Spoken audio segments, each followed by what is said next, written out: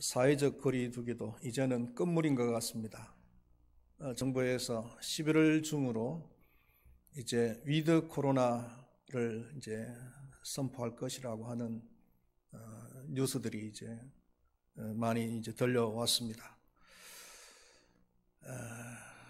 정말 우리가 하나님께 마음껏 예배를 드리고 하나님께 마음껏 말씀을 나누고 또 교회 와서 식사를 하면서 성도들 간의 교제도 마음껏 나누는 때가 참 그리웠는데 곧 그때가 오리라고 생각을 합니다. 마음의 준비를 잘 해두셨다가 그동안에 하지 못했던 것 마음껏 하실 수 있기를 바라겠습니다. 예수님께서는 자신의 권위에 대해서 반항하고 부정하는 사람들에게 세 가지의 비유를 얘기하시면서 반박을 하셨습니다. 첫 번째가 두 아들 이야기고 두 번째가 괘씸한 농부 이야기입니다. 그리고 세 번째가 오늘 나눌 천국 혼인잔치의 얘기입니다. 어떤 임금이 아들의 혼인잔치를 벌이게 되었습니다.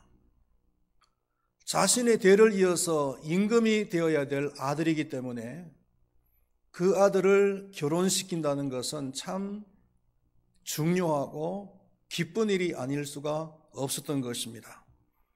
그래서 모든 준비를 다 완벽하게 해놓고 손님들을 청하였습니다. 이스라엘 나라에서는 손님을 청할 때 결혼식 손님을 청하는 방식이 있습니다. 날짜가 정해지면은 날짜를 통보를 합니다. 며칠 날 결혼을 합니다 라고 통보를 하지만은 시간은 말해주지 않습니다. 그래서 결혼 날짜가 되면은 준비를 열심히 잘 해가지고 준비가 다 완성이 되면은 이제 종들을 그 청한 손님들에게 보내어서 그 손님들을 결혼식장으로 인도를 하는 것입니다. 그래서 이스라엘 나라의 결혼식은 준비도 해야 되고 해서 주로 이제 밤에 이루어집니다. 임금은 결혼식 당일이 되어서 준비를 다 해놓고 지난번에 이미 초청을 했던 사람들에게 종들을 보내어서 다시 초청을 했습니다. 그런데 초청을 받았던 사람들이 반응이 영 안 좋습니다. 초청을 받았던 사람들 중에는 무관심한 사람도 있고 어떤 사람은 밭으로 가버리고 어떤 사람은 사업차 가버리고 거절을 하는 것입니다. 심지어 단순히 거절만 하는 정도가 아니라 초청을 하러 왔던 그 정도를 모욕하고 그리고 죽이는 사람들까지도 있었습니다. 그래서 화가 난 임금은 군대를 보내서 살인한 자들을 진멸하고 동네를 불살라버립니다. 그리고 다른 사람들을 초청하기로 합니다. 이번에는 종들을 네거리로 보내서 만나는 사람들마다 다 초청을 하라고 했습니다.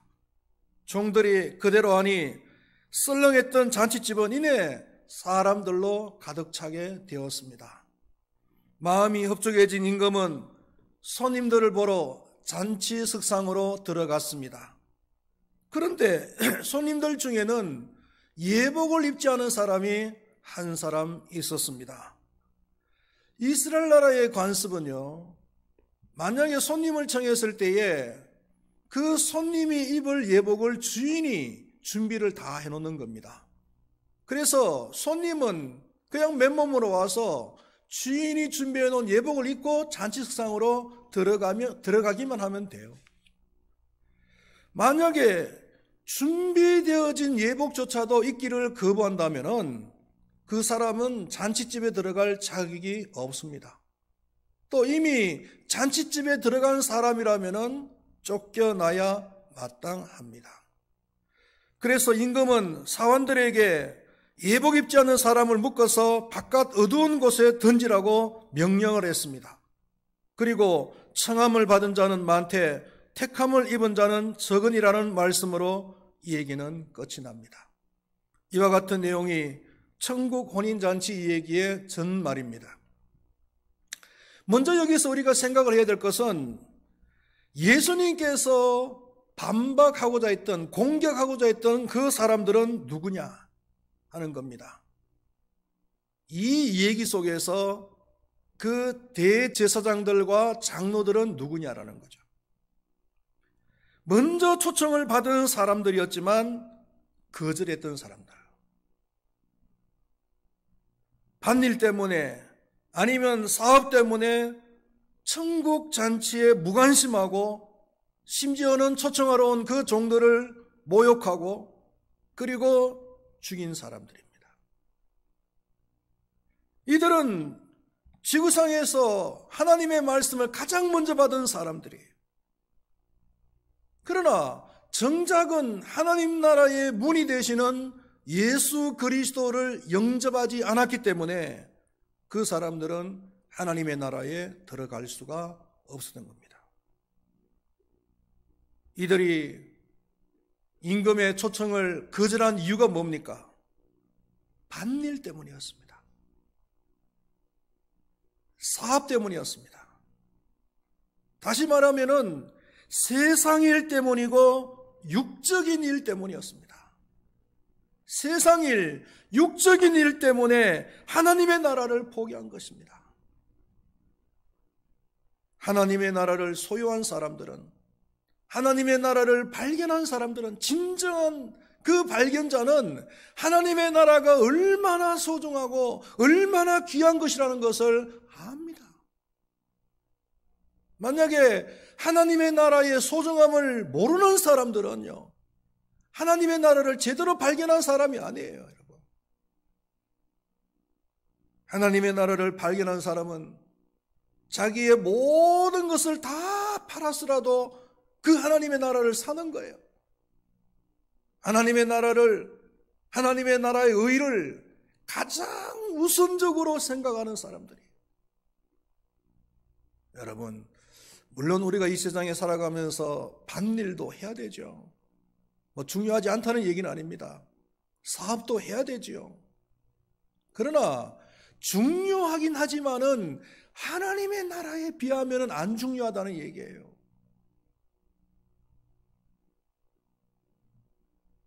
여러분들은 어떻습니까?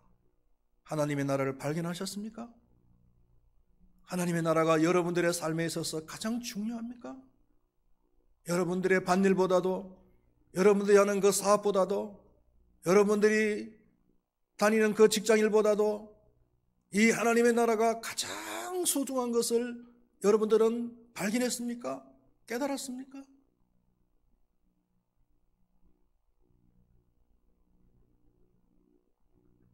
두 번째로 하나님의 나라는 어떤 곳인가 라는 것입니다. 첫 번째로는 하나님이 주인이 되시고 하나님이 다스리는 곳이 곧 하나님의 나라입니다.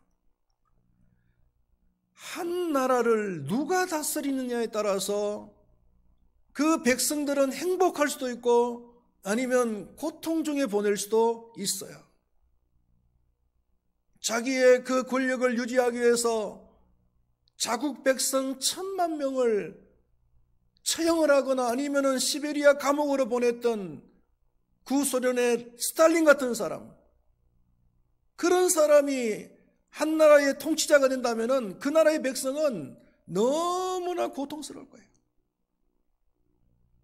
그러나 선한 통치자가 통치를 한다면은 그 백성들은 기뻐하고 행복한 삶을 누릴 수가 있을 것입니다. 남미에 가면은 우루과이라고 하는 나라가 있습니다. 우루과이에서 있었던 얘기입니다. 헤럴드라고 하는 청년이 직장에 출근을 했는데 그 신분증이 유효기간이 지난 겁니다. 갱신을 해야 되는데 미처 갱신을 못 해가지고 직장에 들어가지를 못했어요. 그래서 다시 집으로 돌아가게 됐는데 이 청년은 차가 없어서 걸어서 집으로 돌아가면서 그 히치하이킹 있잖아요. 지나가는 차한테 손을 흔들어서 세워달라고 해서 얻어 타고 가는 거, 그걸 하기로 했어요. 그래서 아주 오래된 차가 지나가길래 손을 흔들었더니 차를 세워주는 겁니다. 청년은 기쁘게 달려가서 차문을 열고 뒷좌석에 탔는데 운전자를 보는 순간에 깜짝 놀랐어요. 왜냐하면 그 운전자는 그 나라의 대통령이었기 때문에. 그리고 옆좌석에 앉아있는 사람이 누구냐면 그 나라의 영부인이었어요. 한 나라의 대통령이 비수도 없고 전용 운전자도 없이 직접 운전을 한 거예요. 그것도 모자라서 지나가는 사람이 차를 태워달라니까 기꺼이 세워서 태워주는 겁니다. 대통령은 아주 친절하게 청년을 집까지 잘 태워줬다고 합니다. 이분이 세계에서 가장 가난한 대통령으로 유명한 우루과이의 호세 무이카라고 하는 대통령이에요. 이분은 재임 중에 받은 월급 90%를 그 가난한 사람들의 그 주택을 마련하는데 다 기부를 했답니다. 월급이 1,300만 원 정도 됐다고 합니다. 1,300만 원인데 90%는 기부를 해버리고 130만 원 가지고서 한 달을 살았대요. 대통령이. 그리고 자신의 재산이라고는 오래된 차 한 대, 28년 된 차랍니다. 28년 된 차가 한 대가 전부고 그것도 퇴임을 하고 난 뒤에 그 차를 타고 집으로 돌아갔답니다. 그리고 부인의 명의로 되어 있는 농장 하나가 있었는데 재임 기간 중에는 호화로운 대통령 관저에서 살지 않고 그 부인의 농장에서 살면서 출퇴근을 했다고 합니다. 그러면서 대통령 관저는 노숙자 쉼터로 제공을 했대요. 여러분, 이러한 대통령이 통치를 한다면 그 백성들은 얼마나 행복할까요? 우리나라의 정치 지도자들은 어떻습니까? 땅덩어리는 좁은데 국회의원 자리는 점점 더 늘리려고 자꾸 그러죠. 그리고 국회의원들이 누리는 특혜가 얼마나 많습니까? 한 200가지가 된다고 합니다. 그런데 그것도 모자라서 특혜를 더 만들려고 자꾸 그러는 거예요.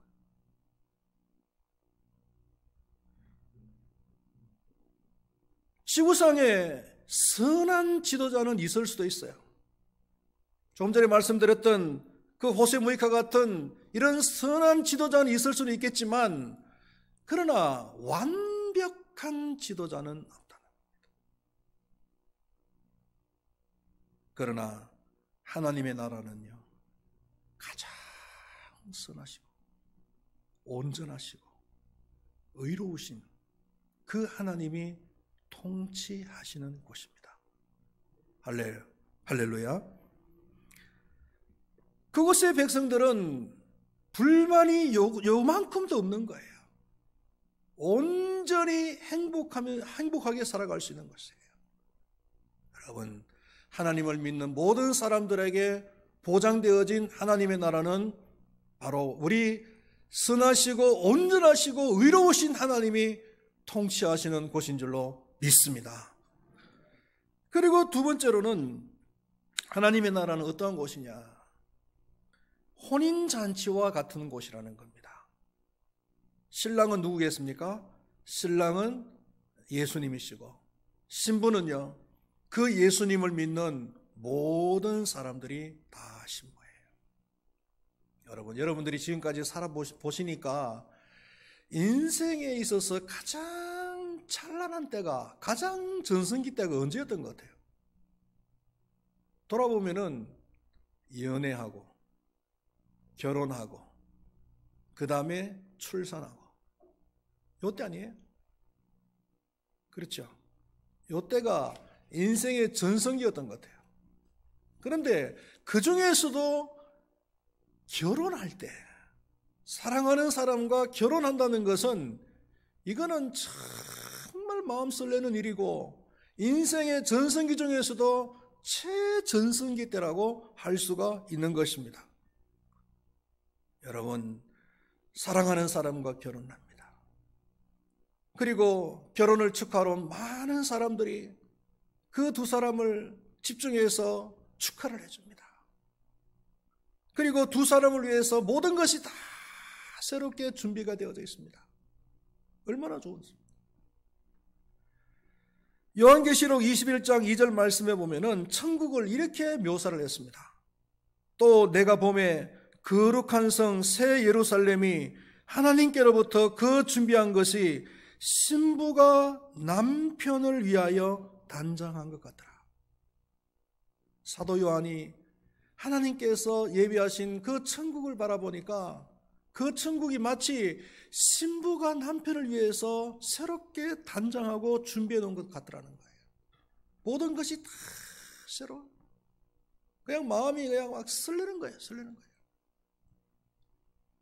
그러한 곳이 바로 천국인 줄로 믿습니다. 그리고 세 번째로 천국은 어떤 곳이냐면은 모든 것이 다 풍성한 곳이에요. 내가 오천을 준비하되 나의 소와 살찐 짐승을 잡고 모든 것을 갖추었으니 라고 했습니다. 임금은 자신의 그 사랑하는 아들이 결혼을 하기 때문에 모든 것을 다 준비했습니다. 그리고 준비를 하되 최고의 것을 준비를 했단 말이에요. 여러분, 잔치집에는 먹을 것이 풍성해야 돼요. 그렇죠? 그런데 잔치집에 먹을 것이 중간에 떨어지면 어떻게 돼요? 이거는 낭패예요. 요한복음 2장에 보면은 가나 혼인잔치집 이야기가 나오잖아요. 그 가나 혼인잔치집에는 중간에 포도주가 떨어져 버렸어. 이스라엘 나라에 있어서 그 잔치를 하는 데 있어서 제일 중요한 것은 포도주거든요. 그런데 그 포도주가 떨어졌어요. 사람들이 막 웅성대기를 시작하는 겁니다. 막 불평이 나오기 시작하는 겁니다. 무슨 잔치를 이렇게 준비해서 라는 말들이 나올 수도 있겠죠. 심지어는요, 그 나라의 그 당시 법에 의하면은 혼인잔치집에서 이 포도주가 모자라게 준비한 것은 손님들이 주인을 갖다가 고소까지 할 수가 있대요. 음식이 떨어지면 낭패입니다. 그런데요, 오늘 본문에 나오는 임금은 완벽하게 준비를 해놓은 거예요. 하나님의 나라가 이런 곳입니다. 하나님의 나라는 부족함이 없는 곳입니다. 하나님의 나라는 내 잔이 넘치는 곳입니다. 할렐루야, 할렐루야. 자, 그렇다면 누가 하나님의 나라에 들어갈 수 있는가라는 거예요.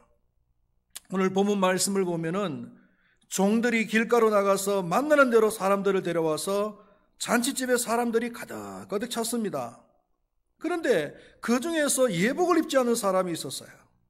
주인은 그 사람을 발견하는 즉시 바깥 어두운 곳으로 쫓아버렸습니다. 이 사람 이외에는 모든 사람들이 예복을 다 입었단 말이에요. 천국에 들어가려면 예복을 입어야 됩니다. 이 예복이 무엇이냐면은 믿음으로 자신의 죄를 깨끗하게 되는 것을 말하는 겁니다. 다시 한 번 더 말씀드리겠습니다. 예복이라는 것은 예수 그리스도를 믿음으로 자신의 모든 죄가 깨끗하게 되는 거예요. 요한계시록 7장을 보면은 하나님 나라의 흰옷을 입은 많은 무리들이 하나님의 보좌 앞에서 찬양하는 모습이 나옵니다. 이것을 본 한 장로가 너무나 신기해서 이 흰옷 입은 사람들은 도대체 누구냐? 어디서 온 사람들이냐라고 묻습니다.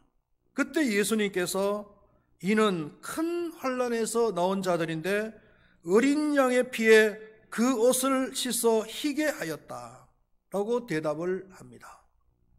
천국에 하얀 예복을 입은 사람들인데 그 예복이 예수 그리스도의 그 피에 깨끗하게 씻음 받은 사람들이다 라는 것입니다. 여러분, 많은 사람들이 교회를 나오고 신앙생활을 하지만 그러나 모든 사람들이 다 천국에 들어가는 것은 아니에요. 이거 여러분은 분명히 아셔야 됩니다. 예수 그리스도께서 내 죄를 위해서 죽으셨다는 것을 믿어야 됩니다. 그리고 그 예수 그리스도를 믿는 순간에 내 죄가 그 예수 그리스도의 피로 깨끗하게 되어졌다는 것을 믿어야 됩니다. 믿으십니까? 이걸 믿어야 됩니다. 주님께서 십자가 위에서 돌아가셨는데 그 십자가에 돌아가신 것은 바로 내 죄를 위해서 돌아가신 것이고, 그래서 내가 그 예수님을 믿는 순간에 나의 모든 죄가 다 깨끗하게 되어졌다. 그래서 예수 그리스도 안에서는 결코 우리는 정죄받지 않는 사람이 되어졌다. 할렐루야. 이걸 경험한 사람들, 이것을 믿는 사람들이 천국에 들어갈 수가 있습니다. 할렐루야. 14절 말씀에 보면은 청함을 받은 자는 많되 택함을 입은 자는 적으니라고 했습니다. 청함을 받은 자가 누굴까요? 그 당시 대제사장들이나 장로들을 말합니다. 오늘날로 이야기하면은 교회는 다니지만, 교회 안에는 있지만은 예수 그리스도의 보혈을 경험하지 못하고 교회만 다니는 사람들입니다. 손님처럼 교회만 다니는 사람들이에요. 이런 사람들은 결코 천국에 들어갈 수가 없다는 것입니다. 택함을 입은 자는 누굽니까? 예수 그리스도의 보혈을 경험하고 제사함을 받은 사람들을 말합니다. 믿음의 예복을 입은 자들을 말하는 것입니다. 사랑하시는 우리 큰바위교회 모든 성도님들이시여, 청함을 받은 자만 되지 마시기를 바랍니다.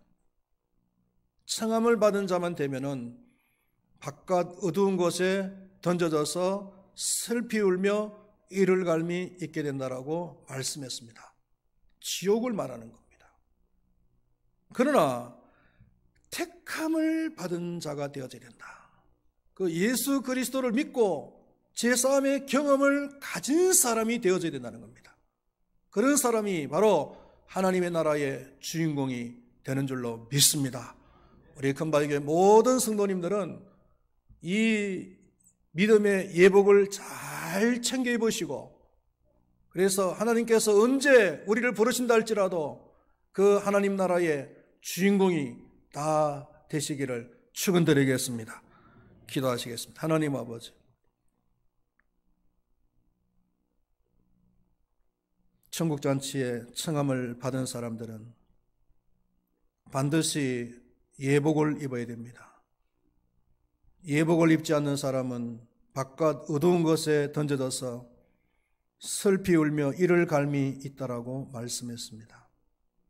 그러나 믿음의 예복을 준비한 사람은 천국에 들어가서 천국의 것을 마음껏 누릴 수가 있다라고 했습니다.